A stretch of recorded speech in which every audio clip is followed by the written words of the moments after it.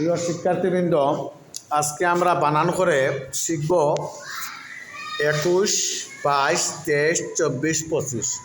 এই পড়াটা আমরা এখানেও শিখব, বাড়িতে রাত্রেও শিখব, ঠিক আছে কিনা? আমরা সবাই বলি এ পরিষ্কার কু তালিবর্ষ 21 বয়াকার বা রসই তালিবর্ষ 22 কয়াকারতে রসই তালিবর্ষ 23 চ বয় বয় রসইকার তালিবর্ষ 24 পয়চন্দ্রবিন্দু চৈষ্কারচি তালিবর্ষ 25। এই পড়াটা আমরা কি করতে হবে?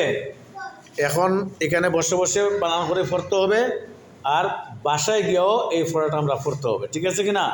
আগামীকালকে এই পড়াটা আবার আমরা আনা দেখে লিখতে হবে, ঠিক আছে?